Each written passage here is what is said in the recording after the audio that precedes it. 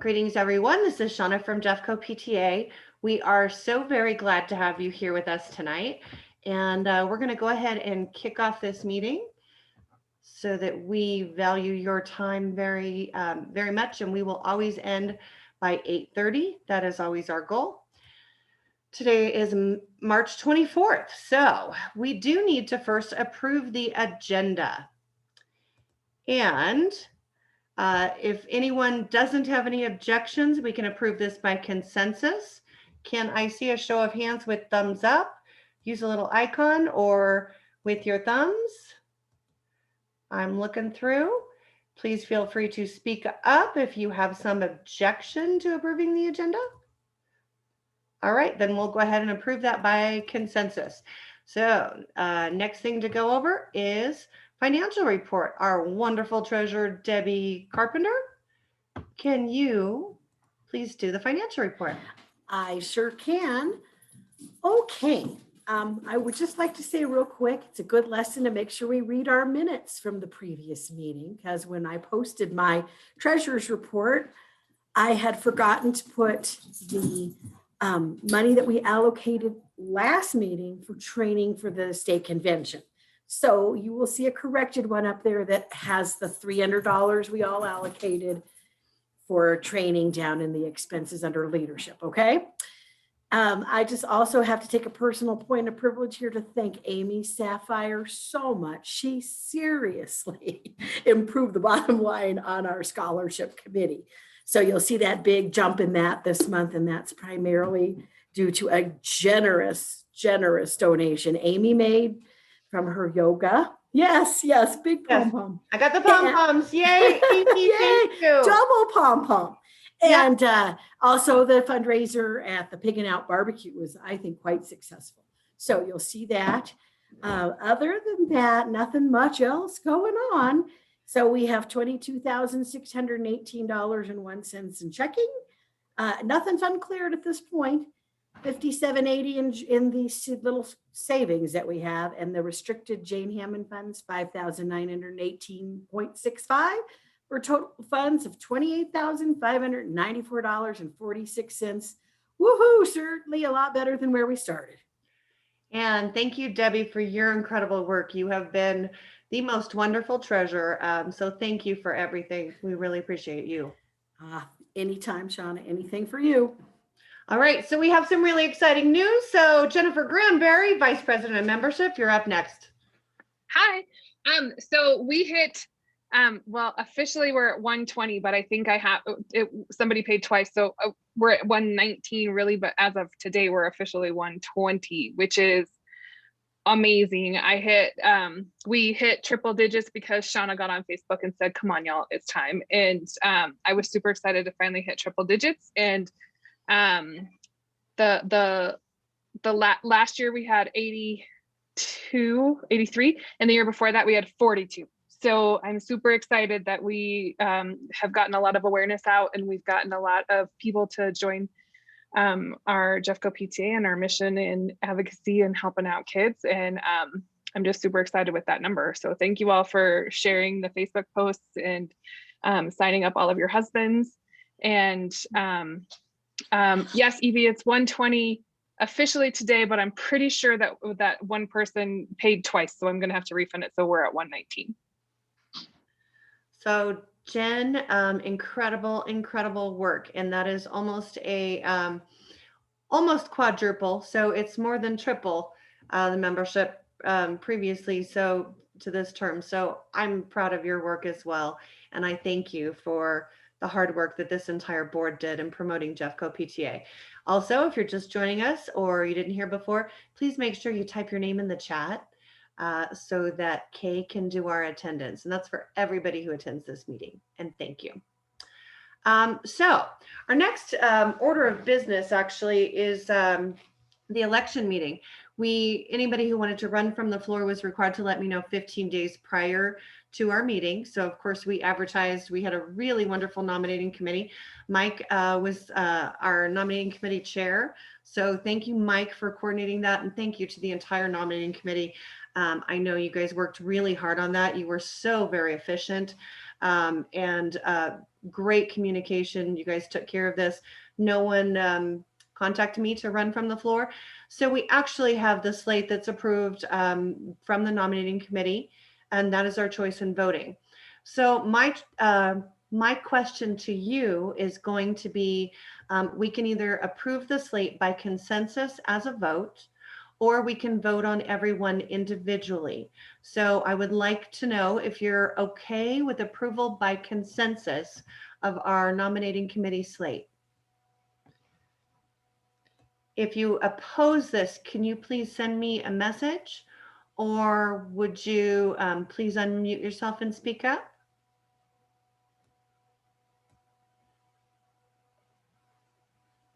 Everybody good?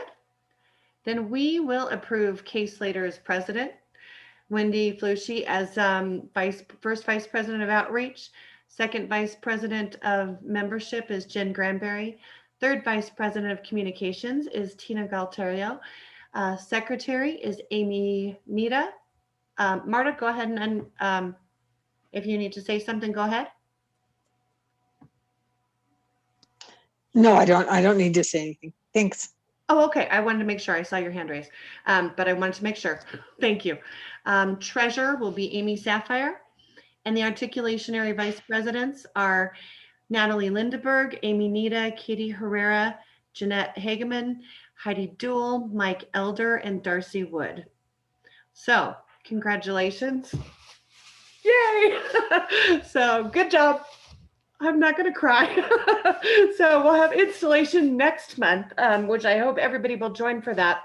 And then I'll cry that time. Okay. How about that? So, all right. Proud of you guys. Next up is our interim superintendent, Christopher Hsu. And he has been wonderful, joined the Jeffco PTA this year. We're just delighted that he has been so good at communicating with us. So Christopher, take it away and let us know what updates you have for us, and thank you. All right, good to see everybody. Pleasure to be here. Trying to fix my screen so I can see more of you. I'd rather not look at myself. Let's see here. I gotta find some of my muses. I gotta find Martha Sheehan or John Levine or Susan Leach. I'm gonna stick on Martha. Hi, Martha Sheehan. Do you want me to stop the share so you can use the? You know, that would be great. That would be great.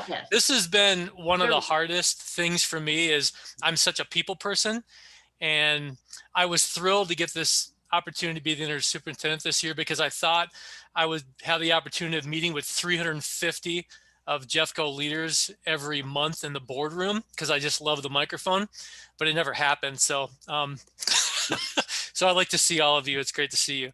So updates here in Jeffco.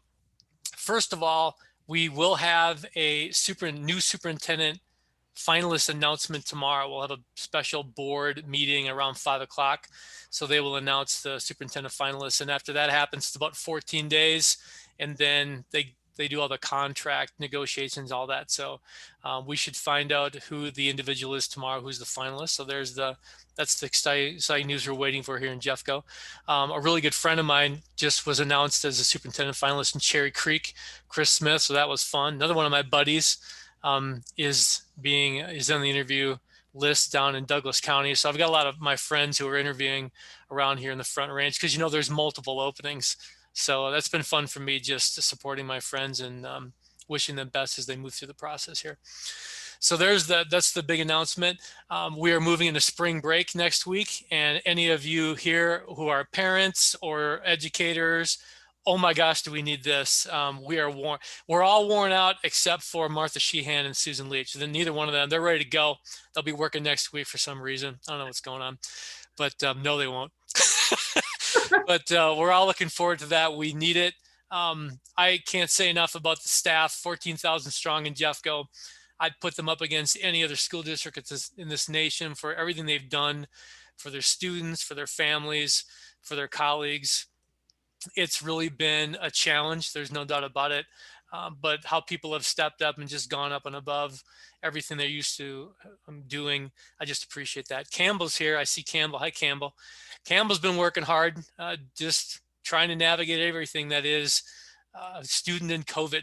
And I'm just looking forward to expanding our in-person learning options here on April 5th when we return. We'll be going not just 2 days a week, Monday through Thursday, and then really excited about the beginning of the school year when Campbell's going to be in school every single day next year. And just it's going to be great seeing students back, all that energy, and that's what school is all about. So looking forward to all that as we continue to expand those opportunities here in Jeffco moving forward. Vaccinations, huge celebrations.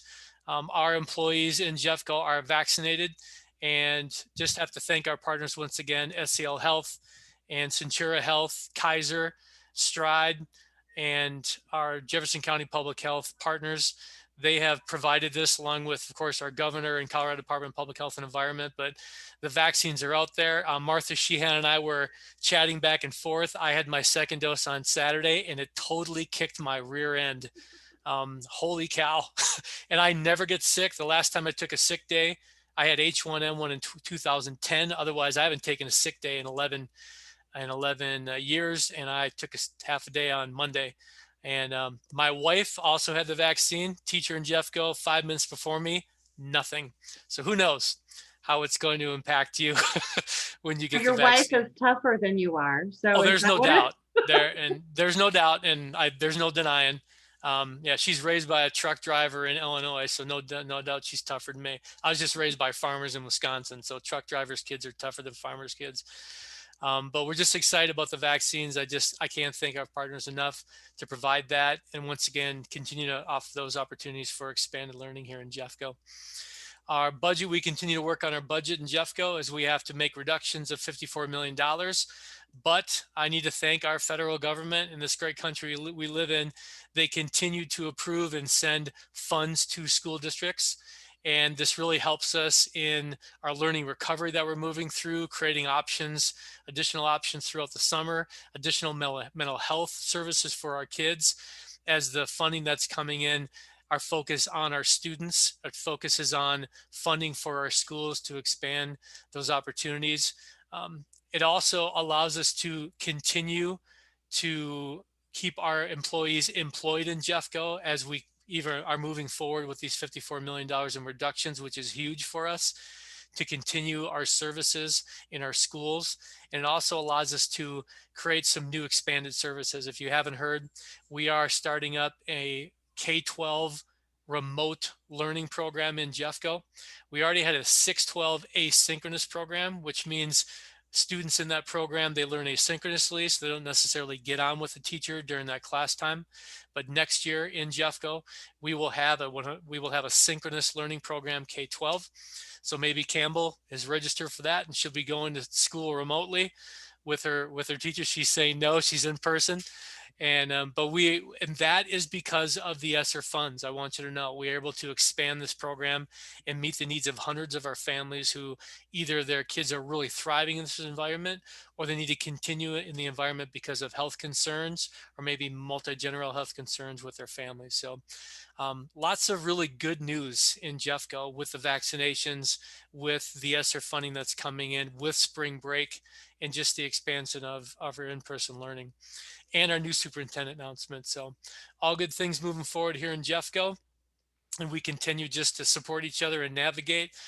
We really appreciate everything you do as a PTA and PTA member to support our schools and our teachers and our students.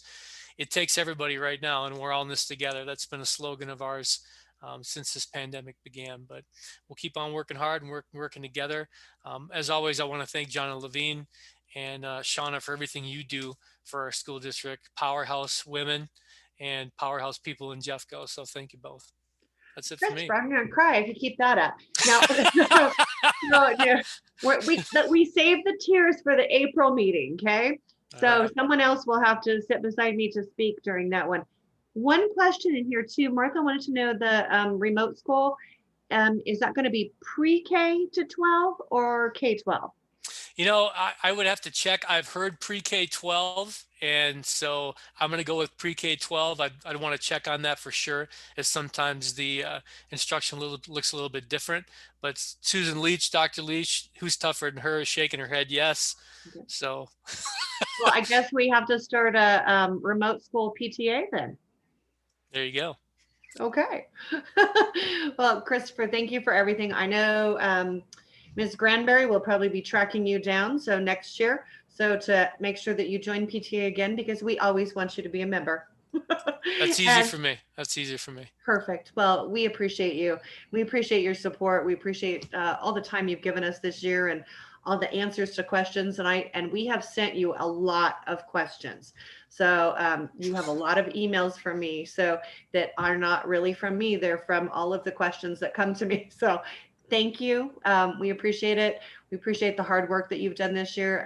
And of course, you have also slid into a job that you didn't initially think you were going to have. So surprise. So everything about this year has really been a surprise, right? Indeed. Okay. Beautiful. Well, thank you for everything. Appreciate you giving more time. Does anybody have any other questions?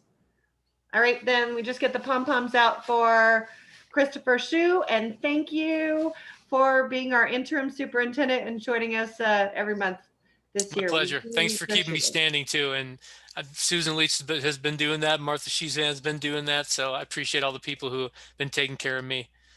Beautiful. Well, happy spring break for everybody who gets to take one. I know Nancy does not, because technology is still going, right? So happy spring break to everybody who's having that. So, but and thank you to everybody who's still working. So, well, if you want to apply for open positions in Jeffco, we'd love to hire you, and then you can celebrate spring break with us next year. There you go.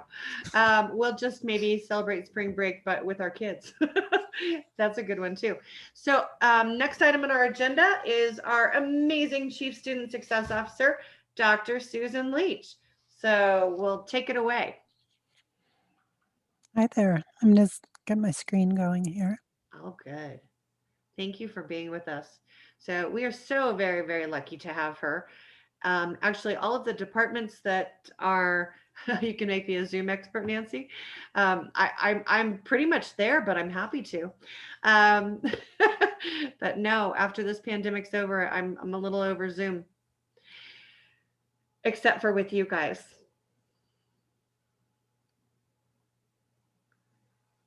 Okay. So it's so nice to be here again, and not just listening, but talking. So today I'm going to talk about multi-tiered systems of support. And it's really, sorry, let me get my, okay. And I forgot to bring my mouse home. So I really have kind of a straightforward agenda tonight, and I really would like to address some of the most common questions that I'm hearing right now about MTSS. Like, first of all, what is it? Why is it so important? Why do I make such a big deal about it? Because I'm always banging this drum. One thing I hear is, well, don't we already have this in Jeffco? And why are you making a big deal about it now? And so I want to answer all those questions and then take some time to answer any questions that you might have. Darn. So what is MTSS? MTSS stands for multi-tiered systems of support. And that sounds like a mouthful. Really, in its simplest terms, it is a framework for how schools operate that makes sure that they're meeting all students' needs. And it's also a framework that districts and even state education agencies can use to make sure that all students' needs are being met. So it sounds like a long term, but it's actually pretty simple at its core. So this slide does kind of a good job explaining some of the components of MTSS. So it's really helpful if you look at this more as an infrastructure and a way of work, as opposed to a new initiative or a new program that the district is implementing, because it really is like an underpinning or a foundation. It really shouldn't change anything else schools are doing, although it could inform some of the practices, like a curriculum or some things that a school is doing. And I'll explain that a little bit further down my presentation. But at its core, it's really about framing how we do the work and how we look at our data. So it's really grounded in implementation science, which is kind of this continuous improvement cycle of we're looking at our data, we're seeing what's working, we're seeing what's not working, we're adjusting. It's a very fluid system where we're constantly evaluating and adjusting. It also relies on research-based practices. So rather than just expecting a teacher to just on their own figure it out or figure out what to do. We're really grounding the work in research-based programming or evidence-based practices. And this is actually an outgrowth of, you may have heard these terms in the past, and I know this, the people in here that are educators are very familiar with this. I just, so no disrespect intended for you that know this very clearly, but for parents, a lot of our jargon sometimes is confusing. So you may have heard things like RTIS, which is response to intervention in the past, which is a mechanism for addressing academic issues. PBIS, which stands for Positive Behavior Interventions and Supports, was a mechanism for addressing, and it still is, a mechanism for addressing behavioral issues. And MTSS is kind of the marriage of the two of them, and it really challenges us to look at academics and behavior very similarly. Again, where we're looking at our data for all students, and then addressing students who may not be meeting with success with interventions that are matched to their level of need. So this is another graphic I like because I'm going to show you a few graphics tonight, but this one is really speaking to that when all things are going well, we would expect that about 80 to 90% of our students will be successful with, and I'm going to use some terms interchangeably. On this slide, they call it universal support. Sometimes we refer to that as the core curriculum, but it's what we're delivering to all students. So our reading curriculum, our cell curriculum, those are things that we're giving all students, and we expect, based on the research, that about 80 to 90% of our students will be successful. And I'll give you an example that this year we've started rolling out our universal screener for social emotional learning. And so we're screening our students to see whether they have those social emotional skills that we've been that we're focusing our cell program on. And this year, because we're just in the beginning stages of our implementation, we've screened about 16,000 students. And the data that we've gotten back says that about 86% of our students, and this should also be some good news for you because we've had lots of concerns about how our kids are doing. About 86% of our students are scoring average or above average on that universal screener for social emotional health. So that's good. That tells us that's right where the research says it should be. About 89, 90% are finding success with that. So then we know that there's this 5 to 10% that are going to need some targeted support. So usually those are groups of kids who may need some reteaching or some additional intervention in order to grasp that core curriculum. And then we know there's a very small group, that 1 to 5%, that will need very individualized support, very small or individualized instruction, like 1 to 3 students, that that they'll need that additional support in order to be successful.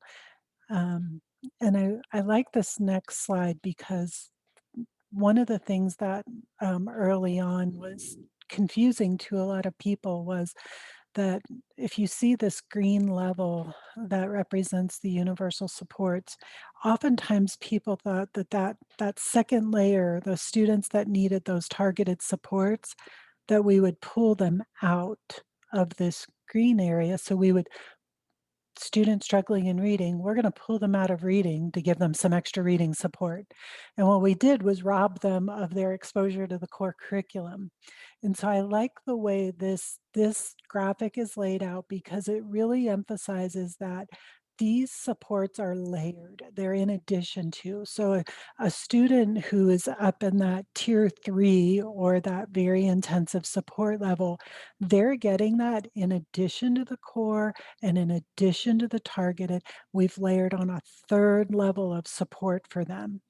And I think for a long time, that's where we sometimes went wrong because we were giving them this really intensive support at the cost of exposing them to the core curriculum. And so we know students are most successful when they have the greatest extent of exposure to the core curriculum.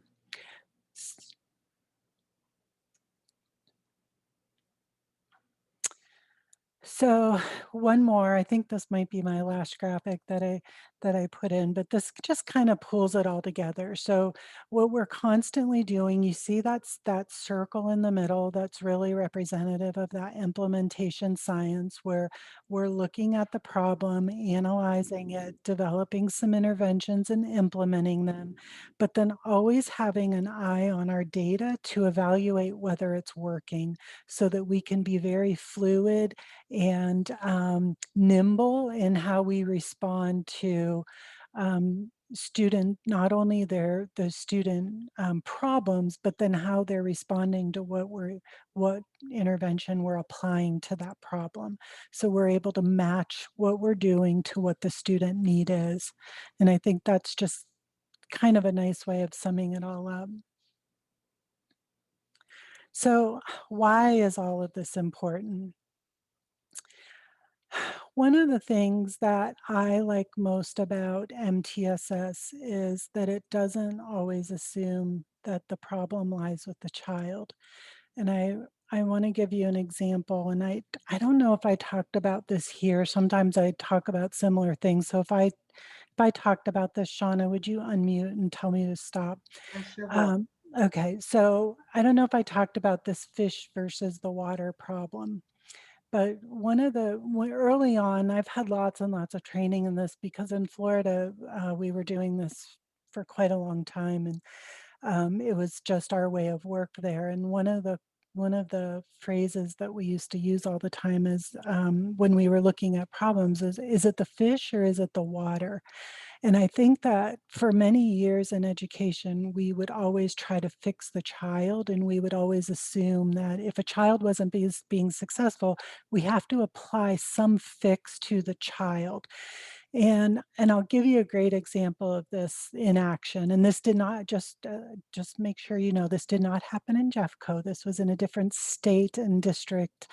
But years ago, when I was a younger school psychologist in my district, it was structured a little bit differently. So schools, when they were referring students for testing for special education, they would have days, a certain day set aside where they would schedule that whole day was the day for meetings, and they would schedule parents. It was like a doctor's office. Every 45 minutes, a family would come in, and as the psychologist, I would sit there, and there would be a special ed teacher and maybe an administrator, and then every 45 minutes, a new group, a parent and that child's teacher, and a new group would come in to talk about a new student, and then we would make decisions. We would shuttle them out. The next group would come in. So it went like this all day. So on this particular day, we had several referrals that they all wanted me to test their child for learning disability, and they were all new third graders. And so at the end of the day, when the last group had gone out, and there were a few of us were sitting around the conference table, and I said, does anybody find it odd that we had all these referrals for reading for third graders? And there was one of the teachers from the school was still kind of hanging around the table, and she goes, "Y'all, come on! Everybody knows Mrs. Jones can't teach reading. None of those babies are learning to read in her class." Well, that was clearly a water problem, but we were referring all of these kids for potential learning disabilities when there was kind of like all of the nodding around the table of the people who worked at the school who were in agreement that there were really more performance problems with the teacher. And that maybe is why they weren't learning to read, as opposed to, we really think this child has a disability. But we're all content referring them and possibly seeing them move into special education rather than to say, we have a problem with a teacher here. And so this is one of the things that I love about MTSS, because it looks at these things. Is the instruction strong? Or is the teacher delivering good instruction to the students? What is the environment like in the classroom? This is another thing that I would say gets back to that 80 to 90%, where I mentioned earlier that this could potentially cause us to look at curriculum, because I've had situations where 50 or 60% of the students weren't finding success in our Achieve and our iReady, those kinds of assessments that we do. Um, Maybe that's a curriculum problem. Maybe we have the wrong curriculum that we're delivering. So it really causes us to look at all of these different areas before we say this child might have a problem. The other thing is that it really flies in the face of this wait to fail model, which I know has been frustrating parents and school staff for years. Well, we can't really do anything because they're not really failing yet. So we don't really have justification to do anything about it. This model, which we should be doing with this model, if it's being implemented correctly, is that we constantly have an eye on our data, so we know which kids are struggling and we can apply interventions as soon as we see trouble happening. We don't have to wait until they've failed to say, well, let's refer them for special education. Now let's wait another couple months while we do an evaluation, and then we'll come back and decide if they qualify for extra help. This says, we see you're struggling. Let's see what we can put in place. The other thing is that it applies to all learners. So we're looking at our data across the board for all students. We don't exclude certain groups. Like, we wouldn't say, well, they're gifted. We don't really have to do anything for them because we know they're gifted. We're really going to focus on this group of kids. Sometimes we might be prone to say, well, if a child's already in special education, we don't really have to look at theirs because they already have an IEP. We can look at all students' data under this system. And because we're looking at all students' data, there's an equity piece to this, because we're able to then disaggregate our data and say, well, how are our subgroups performing? And if they're not, what are we doing about that?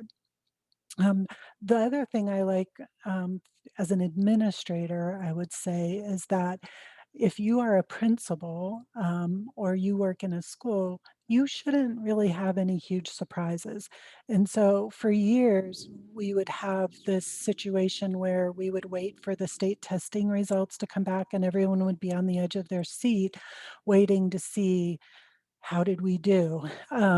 When you're really implementing a strong system of MTSS with Fidelity, you already know where your hot spots are. You kind of should have a good idea. Every once in a while, you have an outlier, somebody that comes in and just has a bad day and doesn't perform well on a test. But in general terms, you kind of know like what you can expect to see when your results come in, and you're already working on it.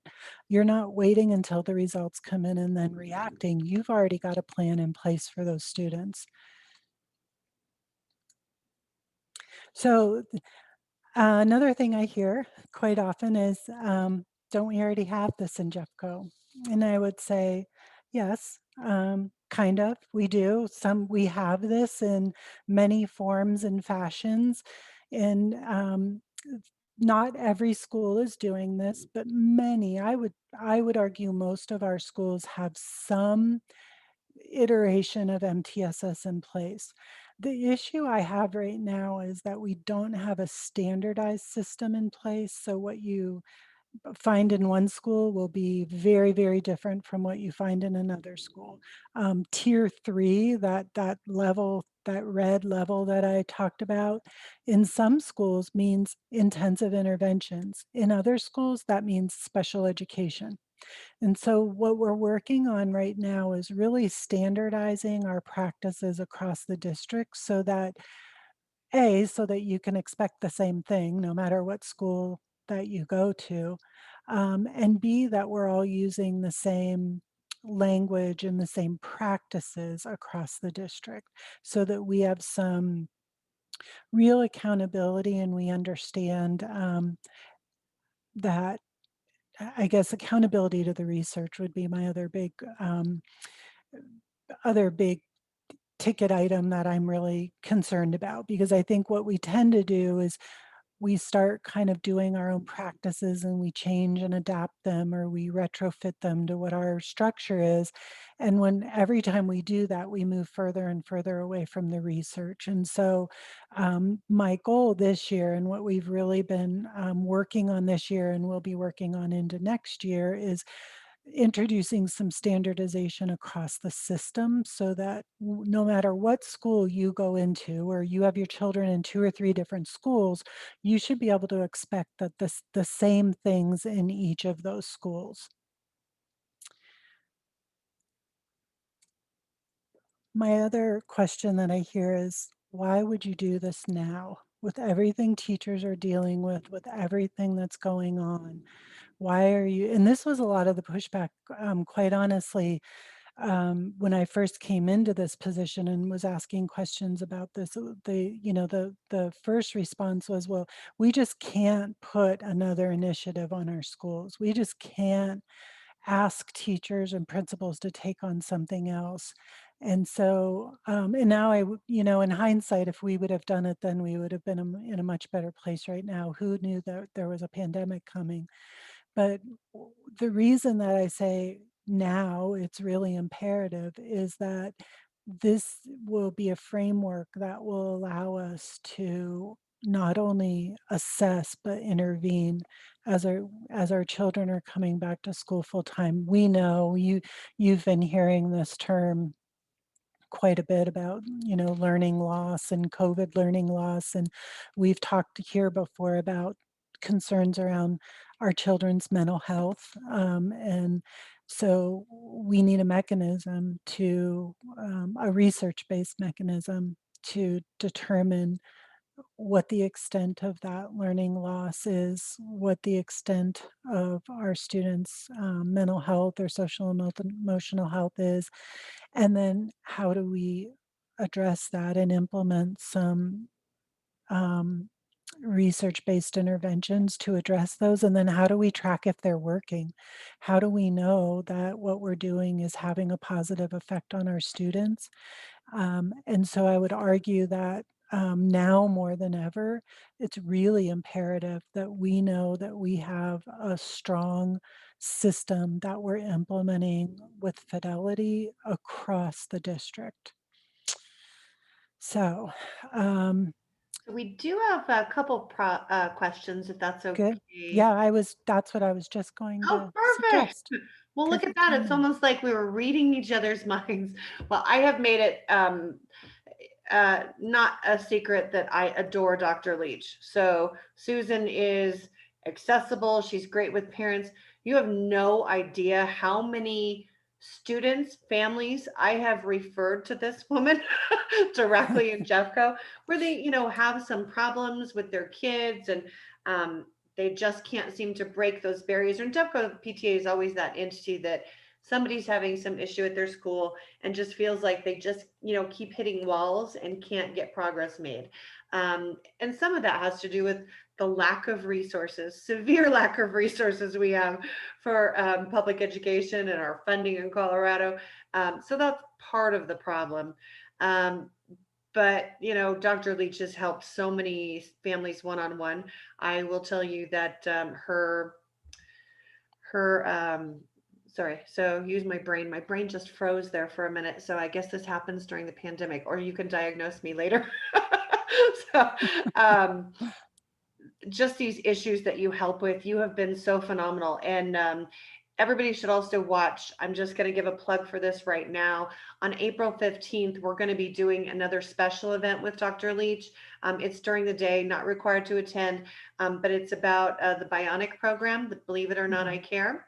So it's going to be another really good one. But seriously, Dr. Leach walks on water. If you need assistance, I know the special education parents will say the exact same things.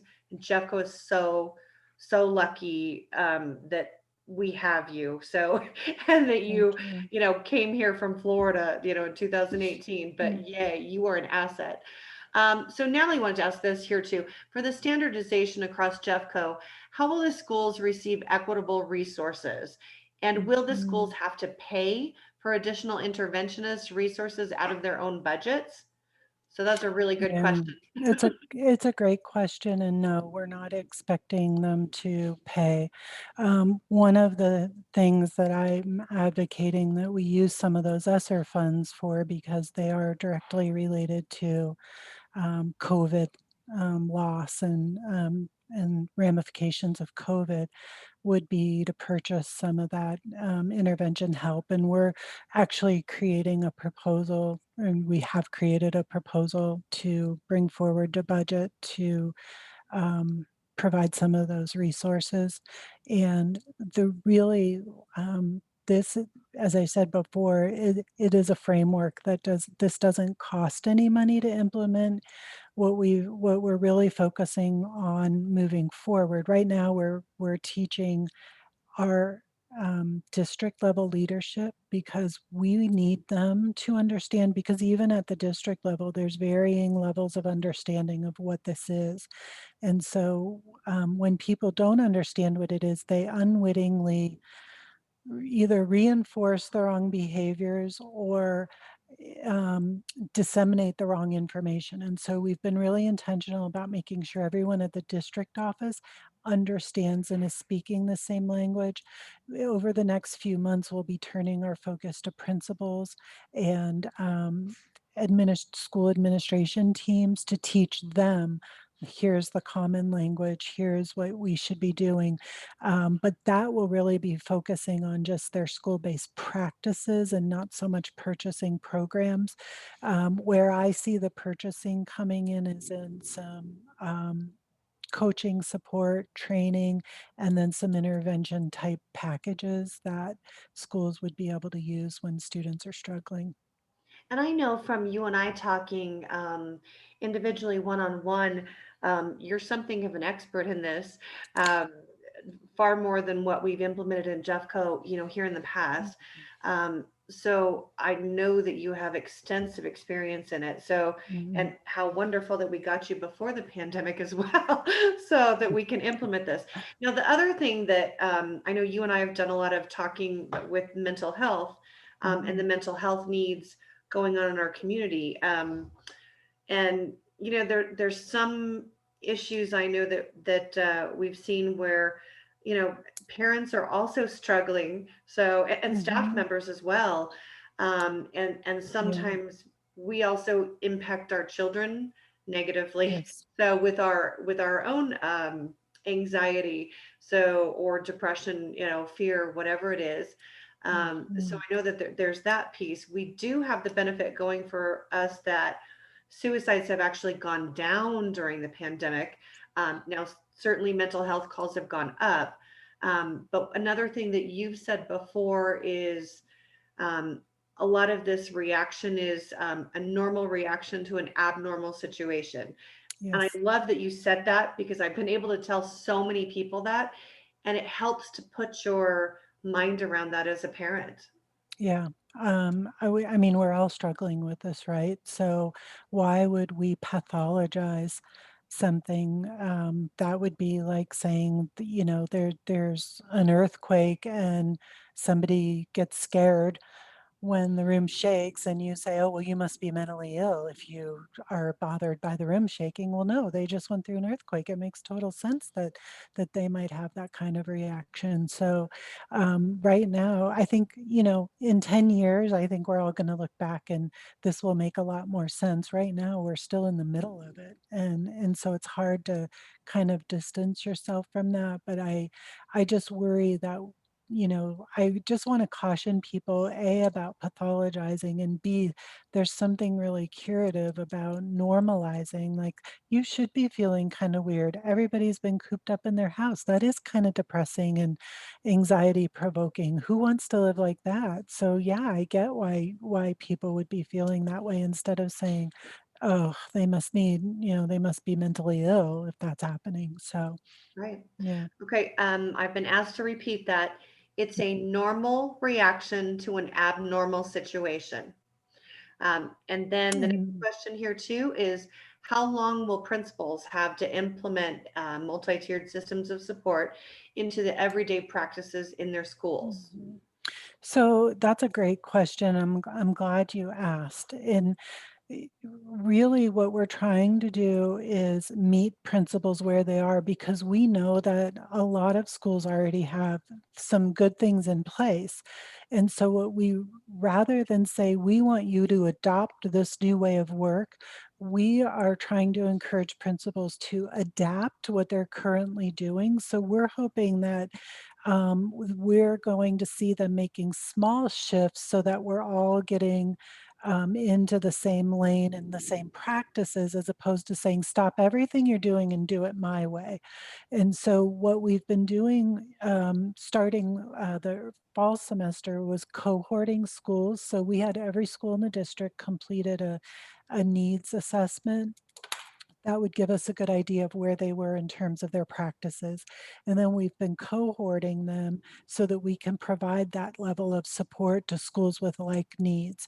And so we're fairly early on in this process, because we're still at the point where we're going to start training all of our school teams. So we haven't even done that with them yet. So right now we're not expecting anything. And I am very much of the mind that I would like to not sacrifice quality in order to get this done very quickly. I want to make sure that we're doing it right and that people understand. So there's not a hard push. Where I think the push will be is, yes, we are all going to get standardized in these practices, but it's not, I expect you to be doing them tomorrow. We want to meet schools where they are and help support them, and not bring a hammer down on them.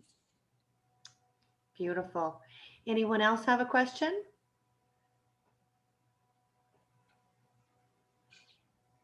All right. Dr. Leach, I also wanted to make sure to thank you for doing this for us over and over again. You explain things so well. I think it's also helpful that, well, you're a mother of 4 children, so so you really understand our perspective as well. So in a big way. Yes, I do. Anybody who has been the mother of 4 children, so, and gotten them through, and gotten her PhD, so, and a Yeah. psychologist, you have been such a benefit to us at Jeffco PTA, and me personally, and so many individual families. Everybody, round of applause, if you want to do the Thank sign you. language method, go right ahead. So we love you so very much. I've got my pom-poms out for you. Yeah. I love being here. This Well, is just such a great group. no secret of the fact that I adore you. So, and I'm so very grateful that you're a part of Jeffco PTA, and you're actually the one who reached out. So, wahoo, we are so lucky. If anybody has any other questions, feel free to type them in the chat too. We're going to go ahead and jump on to the next item. So, and it would be new business. So if anybody has anything to add, but first, before we move there, some of you actually you put it in the chat before I had this planned at the very end. Happy birthday, Mike. So I'm actually the worst at wishing people happy birthdays, and I'm bad at tracking it. So to everybody whose birthday I missed this year, happy birthday now to you as well. And let that be my birthday wish to you. So for the entire rest of the year, if I miss you for any chance, I love you and appreciate you being here. Any other business that anybody? I appreciate all of you coming to my birthday party here. Yes, right. I mean, what a celebration. Look how many people Mike has. So thank you for the drink too, Mike. I don't see my drink yet. I'm still waiting for it. Look in your refrigerator. Oh, got it. So, since we're still in the official meeting, I am just going to go ahead and if everybody's okay, if we adjourn the meeting, give me thumbs up if you are.